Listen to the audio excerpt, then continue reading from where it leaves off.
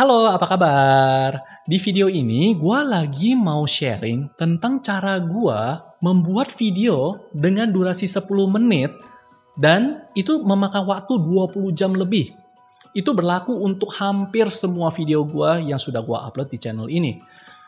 Termasuk video yang gue upload tentang itu memakan waktu 20 jam, 30 jam malah karena gue mesti translate ke dalam bahasa Jepang dan dalam bahasa Inggris. Itu ada tambahan translate 7 jam lah kalau mau translate ke bahasa Jepang. Habis itu tambah lagi 3 jam, 2 jam gitu untuk translate ke bahasa Inggris. Karena itu skripnya lebih panjang dan itu lebih susah gitu ya. Dan di video ini gue mau kasih lihat bagaimana caranya gue bikin video yang durasinya 10 menit hanya dalam waktu 2 jam saja. Dan perlu diketahui, video ini gue bikin kurang dari 2 jam. Jadi pada umumnya, untuk pembuatan sebuah video, gue biasanya harus planning terlebih dahulu. Planning itu adalah membuat kerangka karangan. Jadi kita bikin dulu, sebelum membuat karangan, kita bikin dulu kerangka karangannya terlebih dahulu. Dan untuk membuat sebuah kerangka karangan sebenarnya tidak memakan waktu lama. Biasanya paling cuma 20 menit, 30 menit. Biasanya untuk mencari sebuah ide. Dan idenya itu bagaimana cara menyampaikannya. Itu memang memakan waktu, tapi sebenarnya nggak makan waktu terlalu lama, 15 menit, 20 menit saja. Yang paling penting adalah di dalam kerangka-karangan itu adalah kita harus membuat visi dan misi video tersebut. Yaitu video ini dibuat gunanya itu sebenarnya buat apa sih? Yang lama adalah untuk membuat transkrip. Nah, transkrip itu adalah kata-kata yang harus dikatakan di pas waktu kita syuting. Itu yang lama.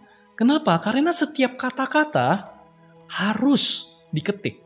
Transkrip itu yang lama. Nah, kalau nggak percaya, nih, coba lihat nih.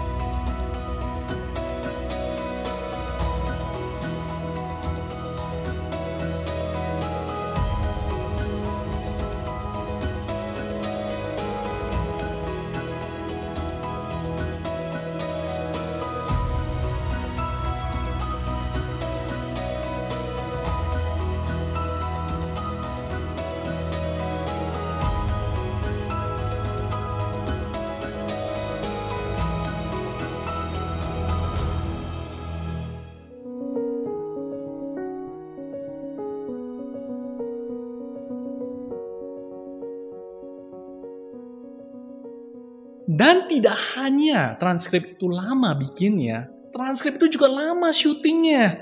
Jadi sudah bikin transkrip itu udah makan waktu 2-3 jam, syutingnya, gila men. Makan waktu 2-3 jam lagi. Kenapa syutingnya lama? Padahal kan tinggal baca, itu menurut kalian. Tapi sebenarnya nggak segampang itu. Karena kita nggak bisa sambil ngomong, sambil lihat ke skrip. Nggak bisa gitu. Harus ngomongin soal gue harus nonton footage total durasi yang bisa 1. Nggak kayak gitu, itu nggak bagus. Kita harus melihat ke dalam lensa kamera ini. Dan kita mesti hafalin yang tadi yang sudah diketik itu seberapa banyak itu kita mesti hafalin. Kalian pernah kan belajar? Kalian pernah kan tes di sekolah? Kalian coba tes aja.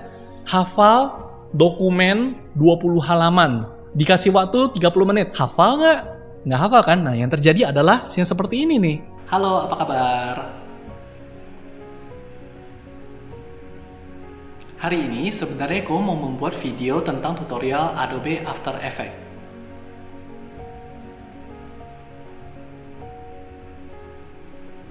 Yang sudah gue janjikan di video minggu lalu. Tapi dalam 1 minggu ini, gue menganalisa kembali kualitas rekaman video yang sudah gue upload di channel ini. Dan tidak hanya itu, hasilnya cuman berapa detik nih, coba lihat. Halo, apa kabar?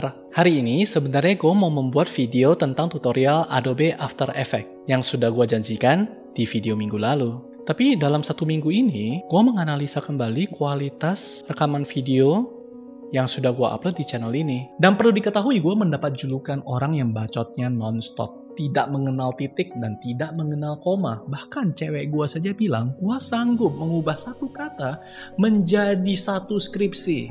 Jadi menurut gue, cara yang paling benar dalam membuat video itu adalah membuat kerangka karangan. Itu penting sekali. Tapi setelah membuat kerangka karangan, kita cukup menggunakan kerangka karangan tersebut untuk menuntun kita membuat video mengenai apa yang perlu kita katakan, dan apa yang kita perlu katakan itu sudah sama sekali tidak memerlukan transkrip. Dan hal itu membuat syutingnya juga menjadi jauh lebih enak.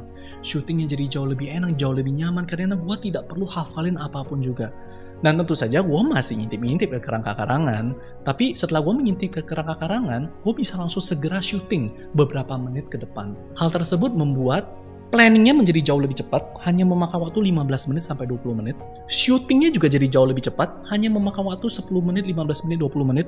Dan tidak hanya itu, editingnya juga jadi jauh lebih cepat, karena kita tidak perlu lagi stage-stage sebanyak itu gabungin, bikin 2 jam menjadi 5 menit, itu kita sudah sama sekali tidak perlu. Dan tidak hanya itu, hasil videonya juga jauh lebih fluid.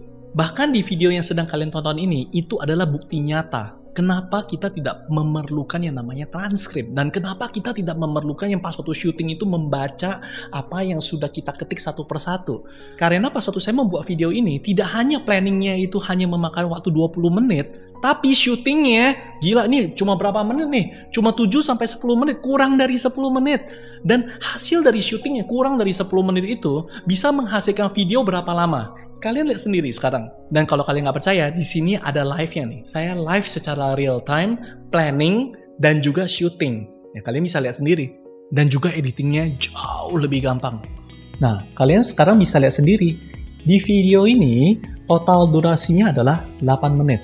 Dan pengerjaannya hanya memakan waktu planning selama 20 menit, dan juga syuting kurang dari 10 menit, yaitu 8,5 menit untuk chapter 1, 2, 3, dan hanya kurang lebih 1 menit saja untuk chapter penutup yang sedang kalian tonton ini. Dan untuk editingnya hanya memakan waktu kurang lebih 1,5 jam saja. Kalau kita bandingkan dengan proses yang lama, untuk membuat sebuah video yang durasinya 10 menit memakan waktu 20 jam. 20 jam yang dibagi dalam planning yang bisa memakan waktu sampai 5 jam, shooting yang memakan waktu sampai 3 jam, dan editingnya memakan waktu sampai sekitar 12 jam sampai 13 jam. Proses yang sedemikian lama dan juga sedemikian menyulitkan itu tidak perlu terjadi kalau seandainya kata kita tidak menggunakan yang namanya transkrip. Karena proses menghafal transkrip bisa kita eliminasi untuk membuat sebuah video YouTube. Terima kasih sudah nonton video ini.